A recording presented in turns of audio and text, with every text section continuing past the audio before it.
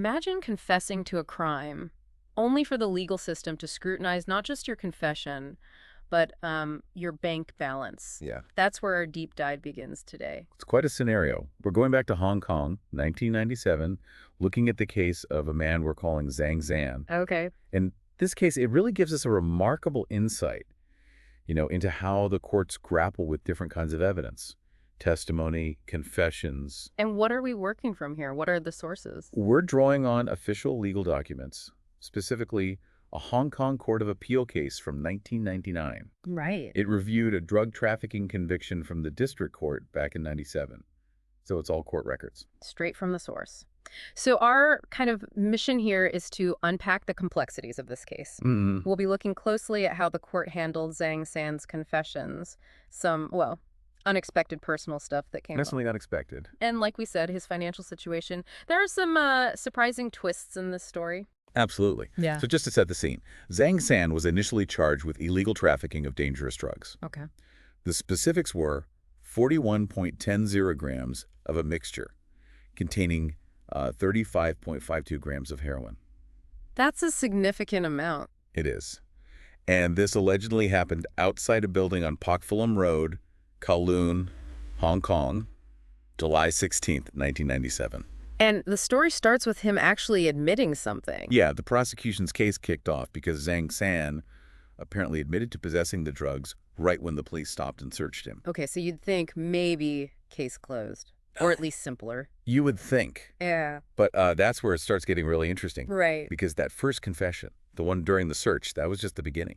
Zang San actually gave several statements to the police. Multiple statements. Exactly. And here's the fascinating part. The district court, the first court, decided to accept that very first statement. The one made on the street. Yes. But they rejected a later, more detailed statement he gave. Accepted one, rejected another. Why? What was the court's thinking there? Well, the district court had quite specific reasoning. They felt the police witness didn't really need to get more details when they took that second supplementary statement. Didn't need to clarify. Apparently not, in the court's view. And because they saw it as unnecessary, they felt taking that later statement might have been unfair to Zang San. Okay, potentially unfair. And the Court of Appeal, the higher court, reviewing the decision, did they agree with that? They did. The Court of Appeal specifically said they thought the district court's logic on that point was sound. So the second statement was out. Out. Disregarded. But that first confession, the initial admission of possession, that was still in play. Still valid evidence, okay. But then the case takes this really, well, unusual turn. Something called the 3 Lives book comes up. The 3 Lives book. What on earth is that? Seems very personal. It does, doesn't it? Yeah. From the judgment, it seems like it was some kind of personal document belonging to Zang San, maybe like a diary or some record of his life history. Okay. And the prosecution actually used it during cross-examination. Whoa, hang on. They used a personal diary, or something like it, in a drug trafficking trial. Seems so. I mean, you can immediately see the problem there, can't you? How could that be relevant? And couldn't it just prejudice the court against him unfairly? That's exactly the concern. It raises a big red flag about what personal information gets dragged into court, even if it seems totally unrelated to the crime itself, right? Yeah. And the Court of Appeal actually noted this. They recognized the potential for unfair prejudice, especially because the prosecutor made a point of saying they were holding Zang San's 3 Lives book. Wow. So what was the specific point they were trying to make with it? The question they asked based on the book was about his wife. Specifically, whether Zang San's wife was working when he was arrested. Why? What did the book say? Apparently, the book suggested his wife had left him. Okay, but was that information even correct? Well, according to Zang San, no. He clarified it. He told the court, yes, his first wife had left him, but his current wife at the time, who was Filipina, was definitely still with him and was working. She had an income when he was arrested. So she had an explanation. Did the first court buy it? It seems they did. The district court judge actually said they accepted Zang San's explanation and considered it in their final decision. Okay, so the trial court sort of neutralized that issue. What did the Court of Appeal think about the prosecution even bringing up the 3 Lives book? They viewed it as basically a technical error by the prosecution, a mistake. But not a fatal one. Not in their view, no.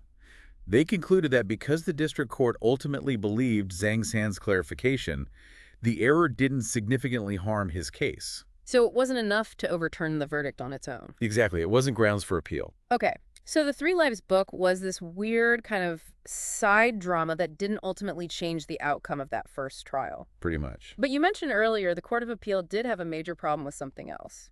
Yes. This is the crux of why the appeal was successful. It was the district court judge's focus on Zang San's financial situation. His money. Or lack of it. Precisely. The judge in the first trial put a lot of weight on Zang San's finances when deciding he was guilty of trafficking, not just possession. Okay, let's break that down. What was the judge's exact reasoning? How did finances connect to trafficking in their mind? Well, the judge noted Zang San was unemployed. He was getting public assistance, HKD 3D900. He had rent, food costs. Standard expenses. Right. His wife, the judge acknowledged, earned HKD 9,000 but sent some money home, leaving about HKD 8,000. Relatives sometimes helped out too. Okay. But then the judge reasoned that having, say, HKD 8,000, which was the approximate street value of the drugs seized, was a lot of money for Zang San. Right. And crucially, the judge said it was improbable, based on the balance of probabilities, that Zang San could afford that quantity of drugs just for his own personal use. Ah, balance of probabilities. That phrase sounds legally significant. It is. Hugely significant. Yeah. And potentially problematic in a criminal case. Explain that for us. What does balance of probabilities mean, and why was it an issue here? So balance of probabilities basically means more likely than not.